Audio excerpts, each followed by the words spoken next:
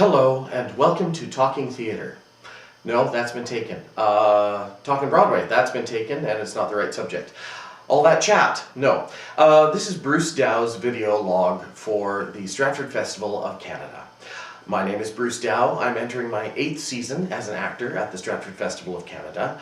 I'm in my 21st year as being a professional actor in Canada and the United States. Welcome to my dining room. This is the first segment of the vlog, and what we're going to do is just talk about my process of getting ready for the season at the Stratford Festival. Those of you who have been here before may know me as somebody who's appeared in the musicals, and you won't recognize this. This is my blatant rebellion against working as an actor. They own your face, they own your hair, so in the winter I sort of let things grow and turn into Grizzly Adams. But it will be coming off soon.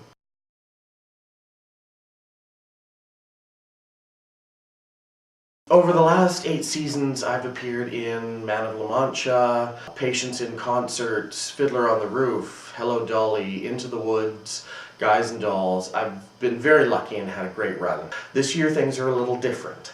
I'll be appearing as Solanio in The Merchant of Venice with Graham Greene and Scott Wentworth. I will be playing Dromio of Syracuse in The Comedy of Errors, directed by Richard Manette, and I'm very excited about the opportunity to do these shows. I was raised as an actor to believe that acting is acting. The requirements are basically the same. Now, your character may have to express him or herself through blank verse, through prose, poetry, song, dance, or you may live in the crazy world of a farce where you have to swing from the chandelier. But basically the acting requirements are all the same. I hope. So, tomorrow I start rehearsals for The Merchant of Venice. The next day we start rehearsals for The Comedy of Errors. What I'd love to do with this is take you through the process, show you what I do to get ready, right or wrong, and also if you have any questions you can send them to me and I'll try to answer them as openly and honestly as I can. Check out the tacky website, www.brucedowonline.com. On the contact page, there's bruce@brucedowonline.com, and you can send your questions to that, and we'll do our best to answer them.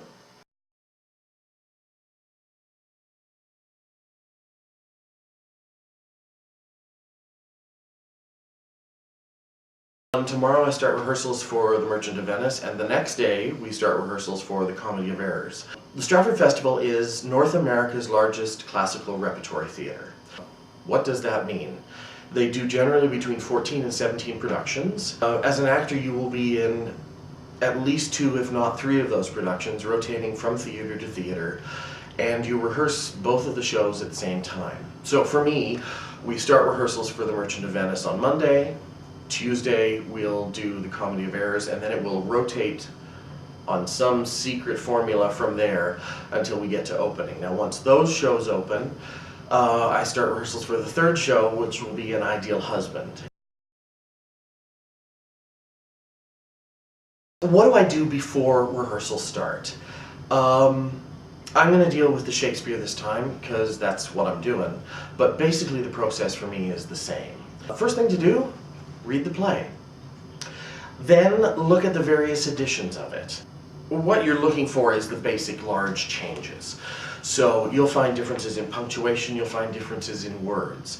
If you go back to the folios and things like that, you'll find differences in spelling. All of this just gives you a background for what the play is about and how your role fits into it. I think the danger for an actor is looking at a play and saying, what do I do? What do I get to do? What you get to do basically depends on what is required of your character for the telling of the story. Then I downloaded some copies of The Comedy of Errors and The Merchant of Venice. I went through looking at the various editions, checking for changes in punctuation and spelling and words, and made a series of notes for myself based on where those changes were. You may ask why punctuation matters, why does spelling matter? Punctuation matters because it gives you the sense of the line in terms of, with Shakespeare you're not only dealing where the verse line ends or whether you're speaking in verse or prose, but is this a full stop on a thought?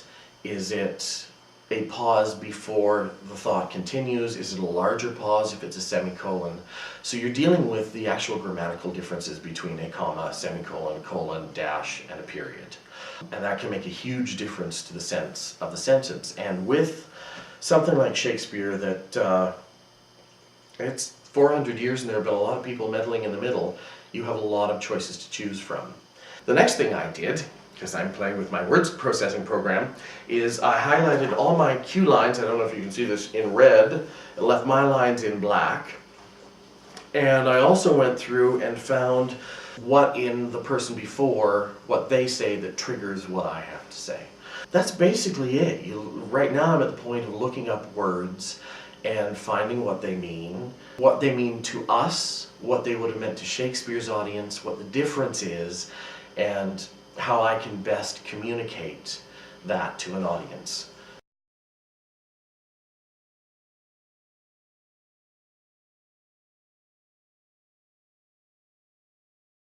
Hello, and welcome to part 3 of Bruce Dow's video log for the Stratford Festival of Canada. We're still in my dining room. I changed the shirt to give you something different to look at. It's a casual Sunday morning before we start rehearsals tomorrow for The Merchant of Venice. What I wanted to deal with is a big question that everybody asks. How do you learn your lines? And I think that comes out of the question comes out of a place of fear that we all had going to school, and the teacher would say, learn this passage of Shakespeare, or learn this poem, or learn this piece, and I want you to recite it for the class. In that case, really without any triggers for why we're doing this, we tend to learn things word by word in the order in which they come. An actor's process for learning lines is very different. And it also makes memorizing easier, so if you're trying to memorize something, hopefully this will help. Lines for an actor come out of the situation, what is happening, and what your character wants. The 3 big basics of acting. If you're in a situation and you need something, you will ask for it. So you want somebody to pass the salt, you're not going to say, nice hat. You're going to say, pass me the salt. And that's a different way of learning lines. So really, the process of learning lines and getting ready to, I don't want to know my lines when I go into rehearsal. I want to know what they mean. I certainly want to have a sense of them, and I'm probably well on the way to having them roughly memorized already. The danger in having them locked in is that you lock in a rhythm. The same way when you learn words in order, you lock in a rhythm for the poem or the speech, and that's very hard to break. You want to be as free as possible to play in rehearsals with the words, but you have to know what the words mean. The difficulty in learning lines is when a character speaks differently from the way you do in everyday life. Last year doing South Pacific, Luther Billis, the character that I played, spoke in a very distinct manner and a very distinct grammatical pattern that was different from my own, and the lines were really hard to learn. Didn't have that many, but it was still tough to learn. Same with Guys and Dolls. That's a very, if you look at that, that's a very Damon Runyon kind of language. Shakespeare's language flows much easier because it has the rhythmic element of the poetry running beneath it. And the rhythm can help you. But really when you're learning your lines, it comes down to where am I, who am I talking to, and why do I need to talk to this person, and how do I best get that across to them.